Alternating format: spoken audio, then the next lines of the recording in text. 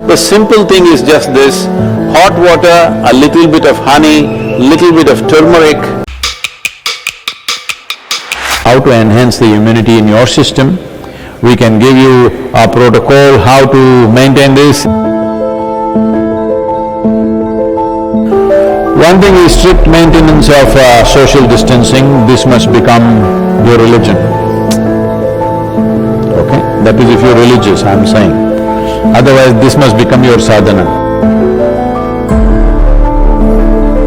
So before you go for your morning sadhana, you must take 8 to 12 leaves and put it in your mouth, chew it and keep it in your mouth. It's very important it's in your mouth. It's most effective when it's in your mouth region. So you must keep it in your mouth, chew it for 1 to 2 hours, let it be there, don't wash it up, don't drink it down, let it just be there in the mouth, do your sadhana with that. Turmeric balls every day mixing up, you consume this in the morning and leave it in the stomach before you eat anything, at least for 1 hour. Another thing is, this is the amla season, that is the nallikai for Kannada people, the better nallikai. So right now the season is on, not this huge golf ball kind of amla, that is all hybrid amla, that is also okay if you don't find anything else. But otherwise, what grows in the hills is only this size. You just smash one amla and put little salt on it and just chew it. You must keep it in your mouth and it's most effective once again in your mouth. It must be just in your mouth for 1 or 2 hours.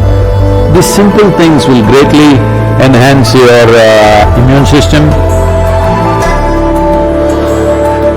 So there are many traditional things which we can do to boost our immunity. The last 39 years that I'm in this public life, almost every day I have some public event, which I am committed to large groups of people.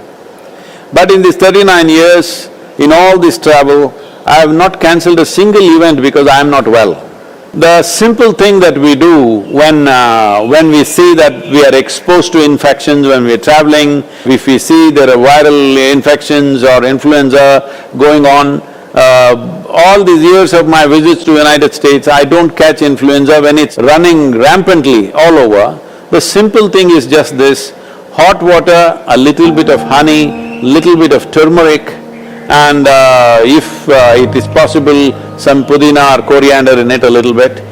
Right now, this is what we are doing to all the police personnel and the medical personnel in our region. We are providing them what is called as Nilavembu Kashayam, which works very well. We did this across Tamil Nadu when the dengue fever was on, it made a big difference. Instead of drinking just plain water, if they just drink this as a part of their thing, I think it will definitely help. It has helped me. I'm just telling you grandmother stuff, not medical stuff, okay? But it's worked. It worked for my grandmother, it worked for me.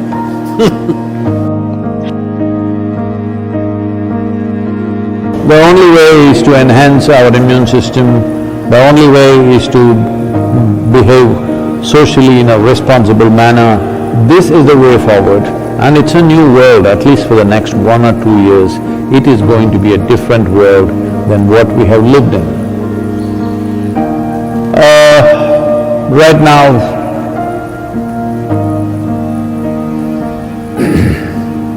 many things are being done. One aspect is the Harvard University, in collaboration with the Beth Israel Hospital, medical center in United States, together they're conducting a research on how the yoga practitioners, people who have been doing some yogic practices, how do they respond to a virus like this?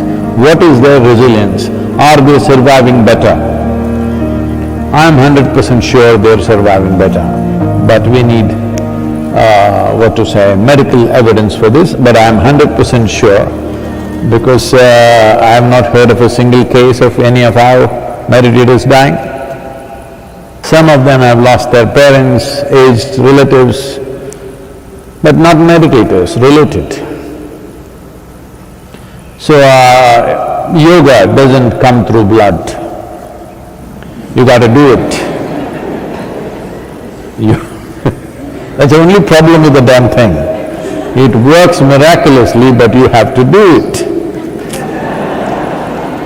Yoga Yoga Yogeshwaraya Bhuta Bhuta Bhuteshwaraya Kala Kala Kaleshwaraya Seva Seva Sarveshwaraya Shambho Shambho Mahadevaya.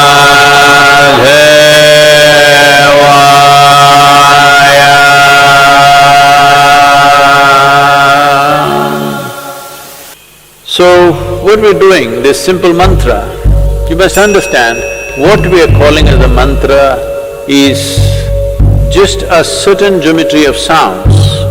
If properly uttered, this mantra is particularly designed to generate what is called a samat prana. There are 5 dimensions of pranavayu in the system. Samat prana is that which is in charge of respiratory process and the thought process, and it generates heat. Well, the pranavayu is fundamentally in charge of respiration and thought process, but without the fire of samat prana, pranavayu cannot function. So this is why any kind of kriya or pranayam that you do, first thing is to generate some heat, because without generating the ushna, the other dimensions cannot really fly. So, one thing is to generate heat, because this will also greatly enhance one's immune system. Let us not think that now I am doing my kriya so I can go out irresponsibly. No, I never said your kriya, your mantra is a solution for corona. It is not. It strengthens your system. Well, building up immunity is not going to happen overnight, this we must know.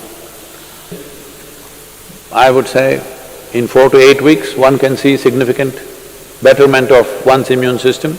So, this package of the mantra and the Isha Kriya, which will bring balance to your system, let us make use of it for our well-being. In the yogic sciences, there are various things one can do to enhance one's immune system. In terms of practices, we have put out a simple, powerful process called Simha Kriya. This is a kind of process. One thing is it will boost the immune system. Another thing is it involves your breath in a certain way. Suppose you start doing it today, after a week's time, if you find some difficulty in doing it, you clearly know you have some respiratory stuff, even before other symptoms show up. Even before other symptoms with which you normally medically recognize, even before that you will see you will not be able to do the practice the moment there is some kind of a respiratory cause. This viral being, being a very respiratory related thing, it will be very useful if you're doing the practice every day, twice a day. It will boost the immune system, but at the same time, it's like a gauge. If you suddenly can't do it one day, you know there is something wrong with your function of your respiratory system. Most people develop relationship with the soil only after they die. But it's very important to develop relationship with the soil when you're alive. I would say especially now, with this virus around, believe me, those of you who are in some way in contact with the soil, here we call this prithvi, prema, seva, that means getting involved with the soil in a very loving manner. Well, your ability to live, your ability to resist these kind of invasions upon your life will be greatly, greatly enhanced. It's not just enough if you live, it's important that you live strong. Living strong does not mean you grow big muscles and dominate somebody. Living strong means here life happens big. For this, you need a body which treats the entire planet as its extension, which it is. So, it's very important that you bring this, all of you who are here at the Isha Yoga Center. We will set up some processes for you so that every one of you, at least once in 3 days, your hands and feet are in the soil. Very important. And wherever else you are, if you have a small patch of a garden, or you can volunteer that you will work in somebody else's garden. Believe me, yes, they will get free labor, but don't think they are getting more. You are getting much more, because you being connected with the soil will make a phenomenal difference for the way your physical body functions. Put your hands into the soil, very important. Otherwise, those of you who are too well-to-do but don't want to be seen doing any work because it may create a wrong image for your affluence, you can have a mud bath. Yes, that is also one way. This will do wonders for you. So if you maintain these protocols, very easily you can enhance your immune system, because ultimately that's the only